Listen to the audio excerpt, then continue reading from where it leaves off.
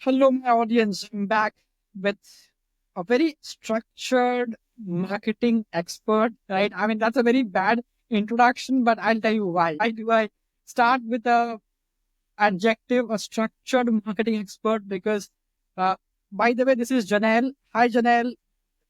Glad to have you in today's podcast. Hello. Uh, we are thrilled, right? Janel is the most structured person I've ever seen, or almost in my last 2 years of my life, right? She has literally spent time thinking about answers to the questions she'll do, and she has written them up and prepped. I'm like, wow. I mean, literally, even I don't prep for a podcast, but she's prepped for a podcast. I'm so happy about it, Janet. It's glad meeting you. I want to do a quick introduction about who Janet is.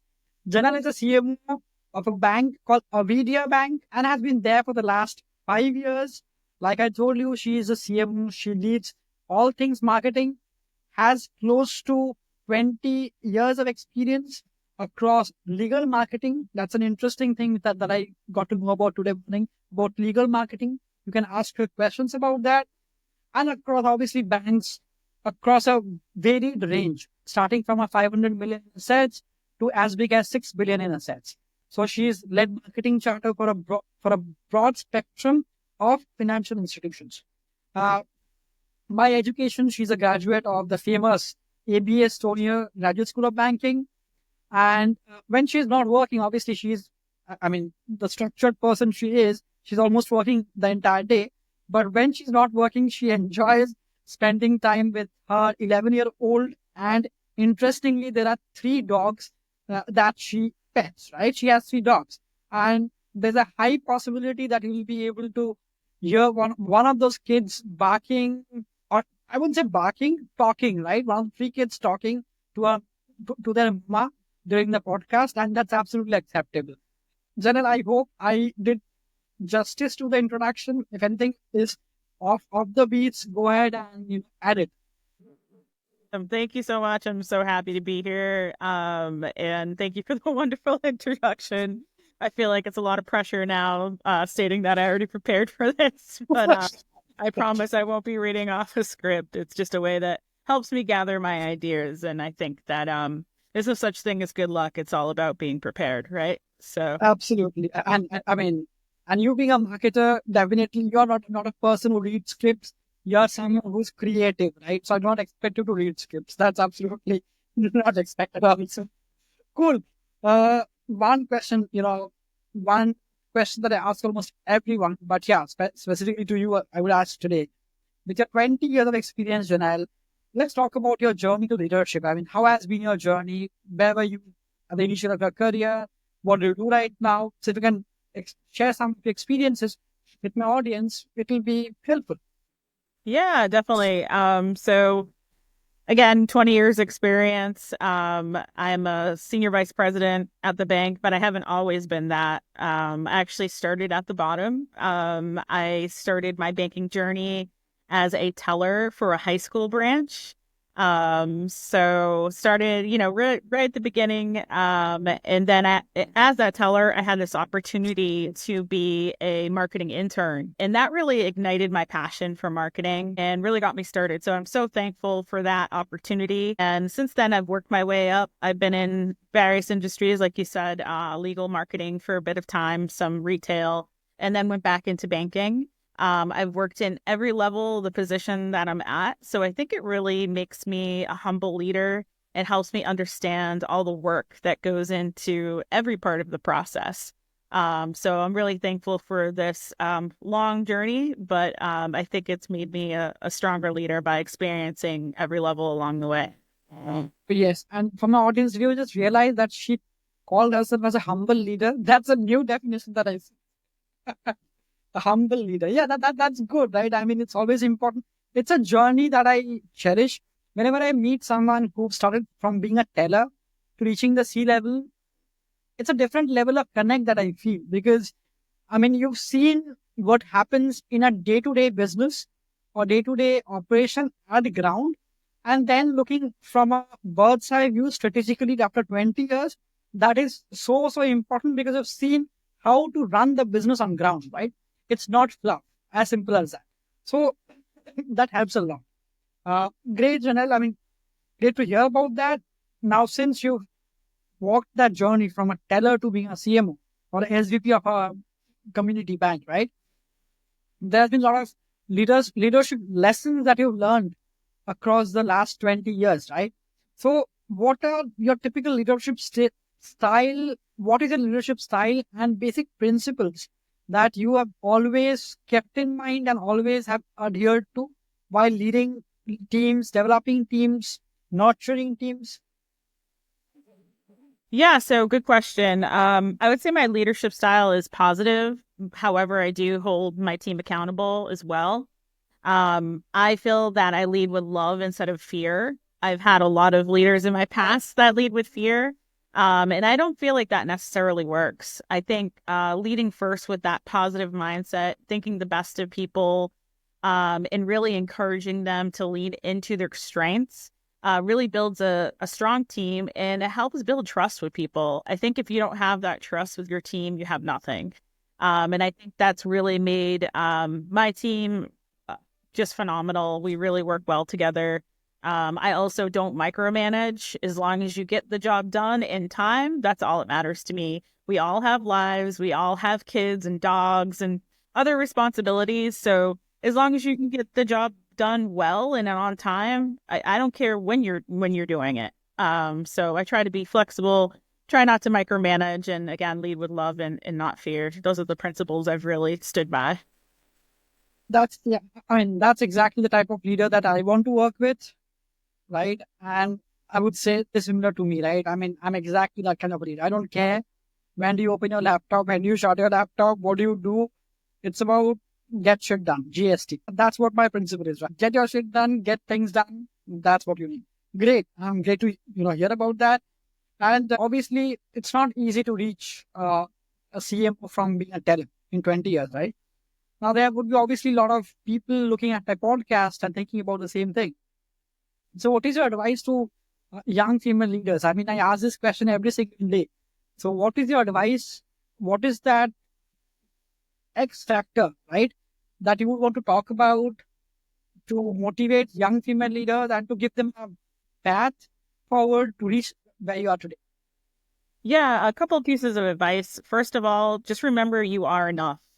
I think sometimes as female leaders, we get intimidated by our male counterparts and we think, hey, because we're female, we're at a disadvantage. Maybe we're not enough. But we are. And so there's a lot of industries with female leaders. Unfortunately, the banking industry doesn't have enough quite yet. And I did learn this really interesting fact recently at the American Banking Association Women's Leadership Conference. So she started the conference saying that there are more bank presidents named John than there are female bank presidents. So I've decided Oh, to change my name from Janelle to John, so someday I can become a CEO. Just kidding. this was a great one. But in all seriousness, we are lucky in the New England region to have a lot of inspirational female leaders in banking and credit unions. And my other piece of advice of not just that you are enough, but also find some mentors in positions where you want to be. So I do have some mentors that are female and male bank presidents. And those mentors have really helped inspire me and give me great advice to get to that next level in my career. One of those in particular, actually, both of them, a male and a female, told me to pursue the ABA Graduate School of Banking. And that is something that I just completed. It was a ton of work, but it was a great program. I learned so much, and the networking has been incredible. And I think that's something that I would not even have really known about. I had done the mass banking program, which was phenomenal, but just being able to do the American Banking Association program brought me to that next level. And I think having those mentors in your life to help inspire you and give you the advice that you need is really crucial. That's interesting. So I safely assume now that that you have lesser Johns as your mentors and more of female leaders even that you look up to, right? That's good, and for everyone, if you're tired of advice from Johns, you can reach out to Janelle. I love that. All the Johns will hate me. I mean, I personally can think of 4 Johns right now who are other creative or bank presidents and hate me. Sorry, guys. And nothing wrong with the name John. It's a great name. Cool. Since this conversation is going in a much more free flowing way and nothing scripted, so maybe I ask you basic questions like your success stories, right? So we want to talk about a few success stories that you have had throughout your career or right now even at Avidia. I mean, if you want to share some of them, some best practices, it will be helpful for my audience. Yeah, I think for me personally, successes have been education. I actually came from very humble beginnings myself, and I didn't know anyone. I didn't have any special connections, and I've always leaned into education. I think that is something that can set you apart, no matter where you came from or who you are. And so I would say knowledge is power, but applied knowledge is power, right? So that has been a successful path for me personally. I can't continue to stop learning, especially in marketing. Everything is changing so quickly. So it's important to continue to be on that learning path. So hopefully that is answering your question there. That answers my question. Absolutely, that answers my question. Very similar, Janelle, right? I mean, I also try to share my stories a bit. I mean, I also have a very humble background. I mean, I came from a very small town in India. I mean, I was not even there in a large metropole in India like Mumbai or Delhi. I came from a very small town called Asansol back in India. It's a very tiny town. Now, I mean, even I feel blessed. Being from that town, waking up every day to the view of Manhattan downtown, even I feel blessed. So I feel so connected when you talk about it. Going from teller to a CMO now with multiple hurdles, that is not easy. But yeah, I respect you and I would say co-head to what your experience is to what even I have seen in life. So we've got a lot of similar stories to talk about, plus a love for dogs. So we'll have a lot of things to talk about. Cool. Now, broadly, I want to again ask you some questions about the future, right? Broadly, if you ask me, where do you think, as a whole, the ecosystem is moving? I mean, I keep taking the example multiple times, Janelle, that uh, the number of checking accounts that were opened last year, right, with a neobank or challenger bank or even with Shine, right, it was way higher than the retail counterparts, right? Because people are looking forward to it. Chime, it takes 3.5 minutes or 3 minutes to go and open an account, a checking account, right? In Chime. Or look at robo advisors or Robinhood, right? The world is moving. The world is moving to a different thread altogether, right? So where do you think is the banking ecosystem, might be specifically the community banking ecosystem, right, is moving towards, and what are your predictions for rest of the year? Yeah, I think as bankers, we forget a lot of time that banking is a commodity, right? And that people can go to other things, like you mentioned, not just financial institutions to get their banking done. I think it was incredible when Apple came out with their credit card, right? And I even went through that process as an Apple user myself. And it was just so simple and easy and cool and just on brand for Apple. And those are the types of things that we're competing with. I mean, even on Amazon, there's so many services that are banking related now. We have to keep in mind. So I would Exactly. say for the banking industry, obviously future trends is AI. That's the hot topic right now, right? But it's all about how you're using that AI, right? And you have to really keep that customer experience top of mind. You have to keep Exactly. customer security and data top of mind as well. So it's all Exactly. about how you're really applying that AI terminology. So something that we recently did at Avidia Bank was at the end of June, we launched some new digital banking platforms. So we have a new online account opening through Mantle. You can open an account within 5 minutes, which is a huge difference from what we had That's before. a good. It would take about 30 minutes, even days to get your account funded and open. Now it's 5 minutes and it's already ready to go. So that's a huge difference in terms of customer experience. And then we also have a new online banking platform through Q2, and we're using Personetics for AI generated savings and budgeting software. So it's just really, we're keeping up I would say we're not ahead of trend. Maybe we are ahead of some of our other banks in the area, but we are, I would say, keeping up with the big guys like the Apples and the Amazons of the world. And I think that in the banking industry, we have to continue to focus on the customer in order to survive. And it's changing, and it'll continue to change with technology, and we have to stay on top of all of that. That sounds interesting. At least you're using, I mean, before even going to that, right, there's a lot of misconception about what AI can do, right? Nowadays, that has happened. I think it's more of debunking a few myths, but it's a broader chat, maybe me and you over a cup of tea or coffee. That AI can do a lot of things, and there are a lot of things that AI should not do, right? I mean, compliance is a very important thing in terms of customer acquisition, customer experience improvement, right? These are fantastic use cases for AI. Specifically, prospecting is a very strong use case. Hyper personalized marketing, that's what you do, right? But again, experience is something which should not be tinkered with, right? I mean, there are, I would say, boons. There's a bank that I was trying to bank with. I called them up, and obviously I have a different accent, right? It takes some time for the IVR to even understand my accent if I use voice prompt, right? Uh, I tried letting the IVR know that I want to connect to a customer care representative or a contact center guy, right? It didn't transfer me. The IVR kept on asking me one single question, that what is your problem? I tried explaining my problem, but might be because of my accent, Indian accent, it was not able to understand. But it didn't really transfer me to the agent to talk about. That was a horrible customer experience that I found, right? So these are basic things that need to be taken into account, right? Not only having AI do the entire 9 yards, but you need to have a human in loop still till the maturity happens.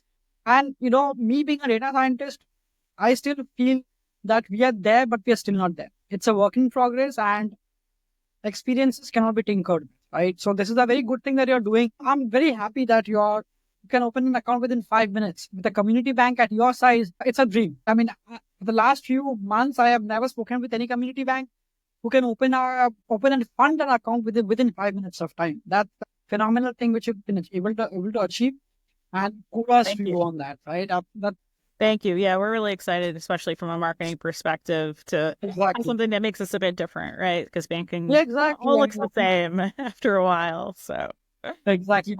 Might be I'll look at the next billboard or the next poster from you guys. Want to fund the account within 5 minutes? Log into this. Cool.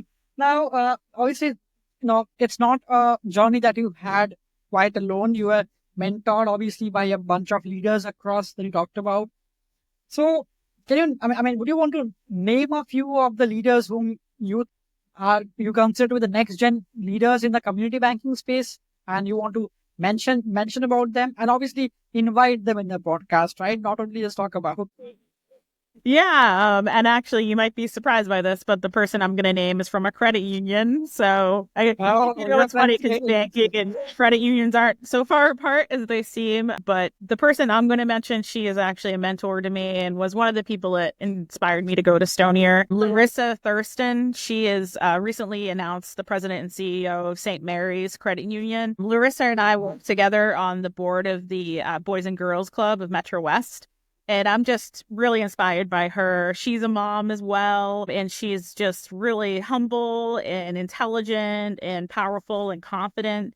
And it's just somebody that I really look up to personally. So I think she's phenomenal. I can't say enough amazing things about her. So she's been truly an inspiration to me. And I know how busy she is, and she's always made time for me to ask her questions and whatnot. So I think as female leaders, we need to continue to mentor others and really take the time to continue to foster this future for women in banking. And there's so many women in banking already, but a lot of them are in those leadership positions. So that just makes a better, stronger leadership team.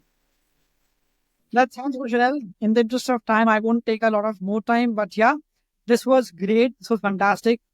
I thought it would be scripted, but it was not scripted. We had a free flowing conversation, heart to heart, from a data scientist to a marketer. This was great. I appreciate the time today you've spent with us, Janelle, and yeah, thank you. No, thank you. I appreciate having this opportunity, and I hope that this can be helpful for other women leaders out there, or people aspiring to be female leaders. And I'm happy to provide or answer any questions that people might have as a follow up to this. Absolutely. And you can add Janelle up on LinkedIn. You can look her up. Very approachable person with, I mean, anyone who has three, I mean, who was a mother to three dogs. Obviously, that's the basic thing. Yes. She is a good, amazing person by heart, right? You can reach out to her, have any questions, mentorship. She's always there. Thank you, Janelle. Thank you so much.